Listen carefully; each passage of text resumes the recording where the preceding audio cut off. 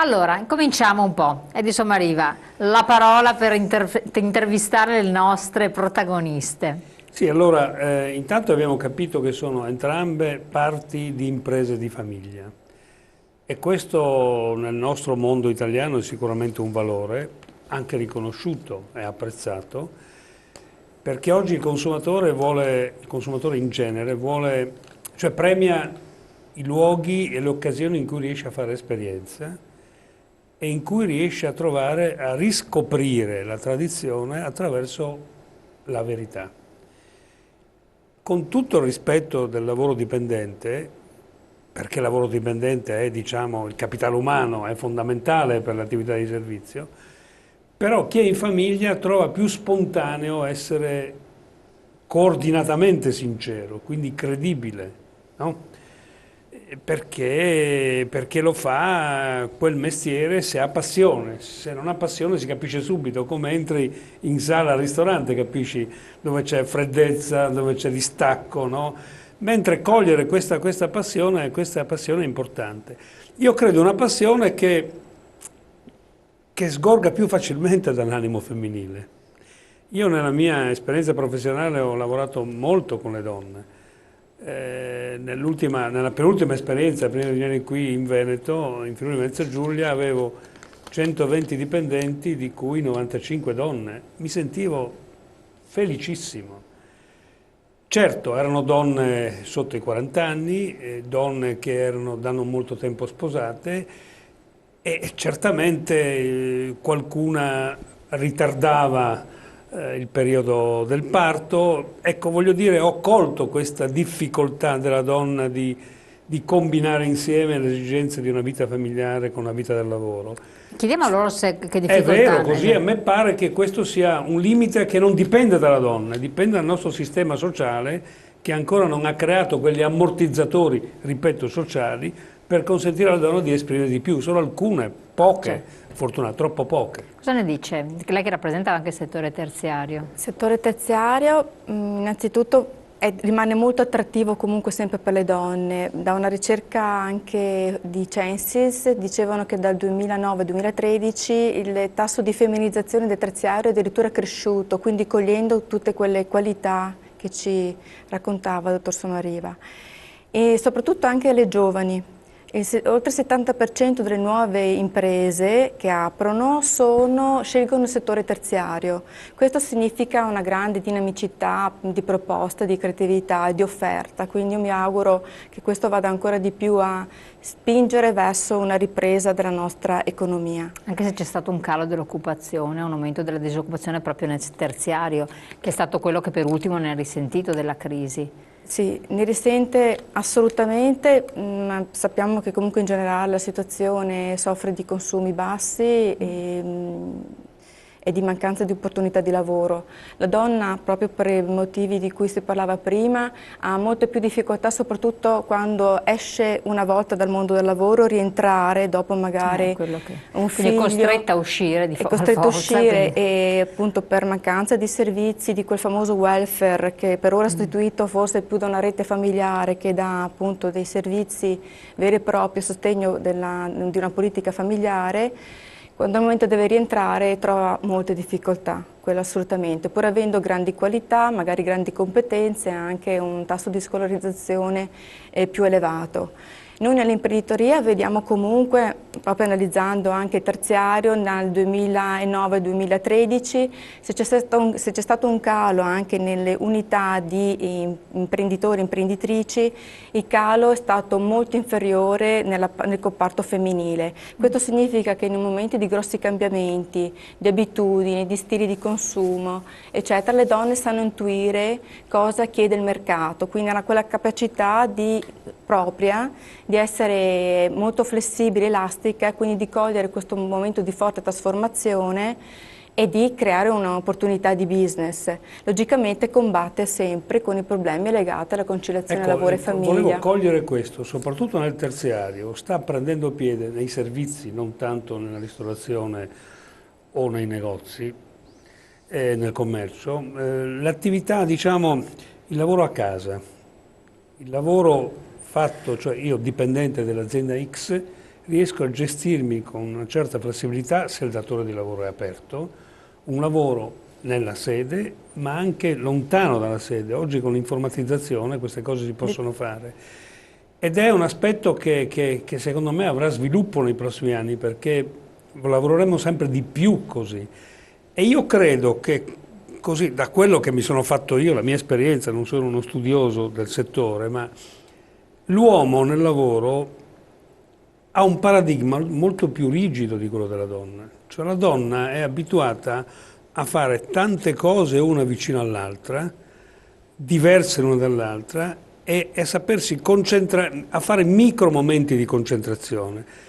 Per l'uomo è più complicato, quindi la donna di per sé ha una proposizione nei confronti del lavoro di maggiore flessibilità, e oggi il lavoratore non è più quello che imparava bene una cosa e faceva quella per 40 anni, deve fare diverse di cose, deve saltare da un tema all'altro, deve mescolare una relazione, un approfondimento, uno studio, un'attività manuale. Ecco, io credo che le donne questo ce l'abbiano, e infatti nei paesi più evoluti le donne nel sistema economico hanno un tasso di occupazione maggiore di quello dei paesi meno evoluti, e noi da questo punto di vista, che ne diciamo, siamo un paese un po' retrogrado, se alla fine siamo dopo Grecia e Malta da questo punto di vista. Benissimo. E nonostante il tasso di istruzione delle donne, soprattutto negli ultimi anni, sia aumentato vertiginosamente, sicuramente è aumentato più di quando si è aumentato il tasso di istruzione medio dei maschietti. E quindi credo che dovremmo crederci. È una risorsa importante. Ecco perché Confcommercio crede nel terziario femminile, perché è sicuramente uno degli elementi di trasversalità. Tempo fa abbiamo parlato del terziario giovanile, giusto? Certo, sì, ecco, lì abbiamo l'abbinamento di tutte e due le cose, donne e giovani, meglio di così. Questo è il terziario che vogliamo. Ecco, in presa al femminile, questo lo chiediamo un po' ad entrambe, a carattere familiare, è più facile da gestire, ci sono anche più ruoli che sono più definibili, oppure risulta più difficile? Ci sono dei... Diciamo, nella mia esperienza esiste una sorta di leadership femminile condivisa, diciamo tutte quelle qualità di elasticità, di confronto, di ruoli? Partecipazione, ruoli definiti ma comunque sempre interscambiabili, almeno nelle competenze dove questo è possibile. Però c'è una forte passione, forte voglia di partecipare al mondo del lavoro, a contribuire comunque alla crescita del territorio. La donna, secondo me, ha anche questa peculiarità, vede nella propria realizzazione personale, nella propria impresa anche uno scopo sociale, quindi lo fa non esclusivamente in virtù del fatto di procacciarsi un reddito, lo fa anche per adempiere anche un proprio dovere, sempre quello della cura, del contribuire di qualcosa comunque di utile per il benessere non solo proprio. Per gli altri.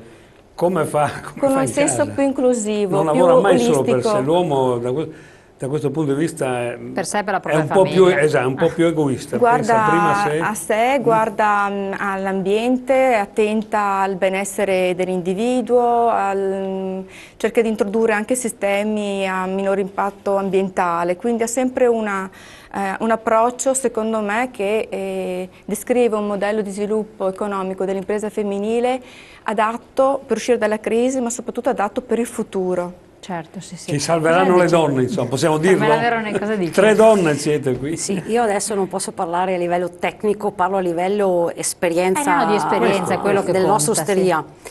La nostra è una bella squadra, ho qualche dipendente in stagione, tutte donne, e ci mandiamo a quel paese ogni tanto, però dopo si sta benissimo insieme, quindi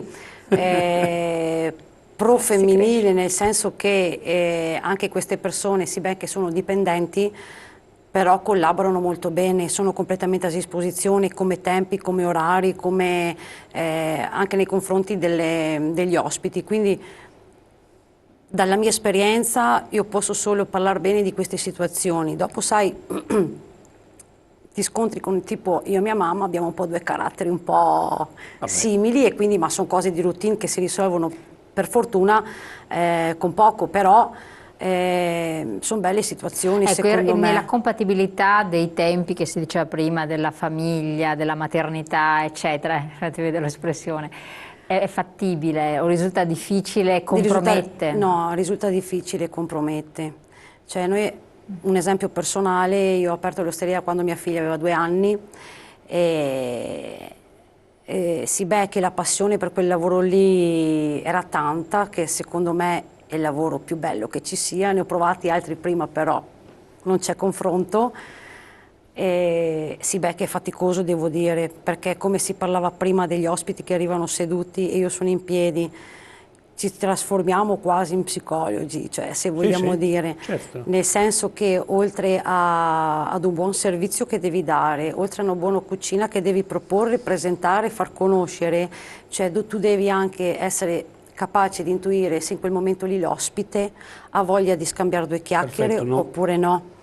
Cioè, anche da voi, anche nei vostri negozi, come entrano, lo percepisci, giusto? Mi dicevano i bravi commercianti, come entra una persona, la radiografia è spontanea da parte di chi lavora, di chi è abituato a fare questa cosa, no?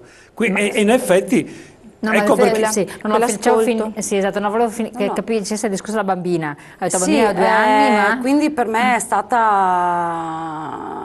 impegnativa, devo dire, tanto impegnativa. Okay, quindi c'è stato questo... Non so che termine, però è stato faticoso, impegnativo. No, ma perché la questione anche che tanto si parlava con Maria, per tante donne è lascio il lavoro e poi ritorno, lascio la gestione dell'impresa alla famiglia, poi ritorno, o cerco di spaccarmi in 4, tenere devi botta. Spaccarti in 4, non c'è soluzione, nel senso che se tu non puoi dire faccio una cosa oppure faccio l'altra, no. Devi riuscire in qualche modo, devi riuscire? Si devono trovare degli strumenti per evitare che si possano perdere imprenditrici valide, quindi un contributo forte da parte delle imprenditrici o comunque delle lavoratrici. Per il Confcommercio in questo, con il gruppo Terziaria Donna Nazionale, ha fatto una proposta di legge che è diventato emendamento nell'ultimo decreto della legge di stabilità per chiedere una modifica dell'articolo 10 del testo unico e consentire la deducibilità dal reddito delle spese per i collaboratori familiari. Cioè occorrono strumenti affinché lavorare sia possibile. Quindi è solo proposta di legge questa? Allora è stata una proposta di legge poi trasformata in emendamento. Ma è stato raccolto, che tu sappia, nel Jobs Act? Non è stato accolto perché gli emendamenti sono stati ha cominciato un percorso, bisogna insistere perché capisco... È una proposta di legge sulla quale siamo tornate, anche se era già stata proposta negli anni addietro, ma fortemente ci crediamo perché alla fine aiuta a produrre reddito, c'è anche un criterio di inerenza tra reddito prodotto e chi poi viene a beneficiare di questa deducibilità e in più consentirebbe anche l'immersione di molti lavori non in regola, che molte volte è ricoperto dei ruoli di chi svolge appunto aiuto nelle famiglie. In più anche dal punto di vista del credito, attraverso un protocollo d'intesa, si vuole dare un forte contributo anche all'accesso al credito da parte delle donne che fanno impresa, perché ricordiamo, proprio perché il ciclo di vita lavorativa della donna ha questi stop, rimane sempre dal punto di vista bancario un soggetto verso il quale si nutrono delle diffidenze, nonostante invece i dati economici dimostrino invece la competenza, la bravura, la capacità di queste imprese di reagire nel mercato e di resistere. Quindi ecco, questo è importante perché se la sento un maschietto, se non faceva questa spiegazione, dice ma perché dobbiamo discriminare? Perché dobbiamo trattare meglio la donna? No, cioè dobbiamo metterla in condizione di avere una struttura di lavoro, un rapporto col lavoro comparabile con quello che ha l'uomo e allora dobbiamo dare la possibilità che a casa qualcuno l'aiuti con l'evidenza del nero eventualmente con una sorta di detassazione. Esattamente. Dobbiamo darle del microcredito perché quando si affaccia alla banca tutti gli imprenditori soffrono affacciandosi alle banche, ma siccome veniamo valutati, allora una struttura debole e fragile come quella di una donna che fa un lavoro sincopato perché deve portare avanti l'umanità, ecco, deve essere trattata in maniera diversa. È corretto questo, lo condividono anche i maschietti di Confcommercio. E anche ricerche di Banca d'Italia hanno proprio evidenziato che c'è un atteggiamento non del tutto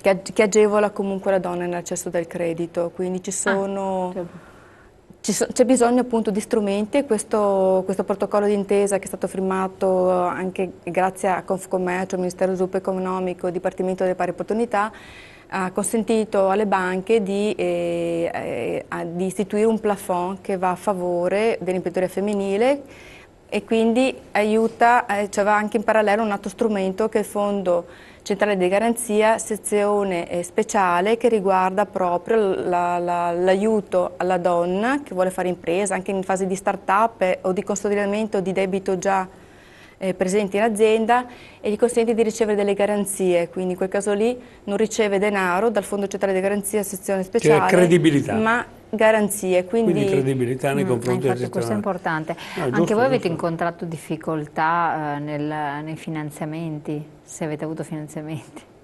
Allora, quando abbiamo aperto l'osteria punto e basta, non è che si è aperta perché c'era il finanziamento oppure no, come fanno tanti che magari no.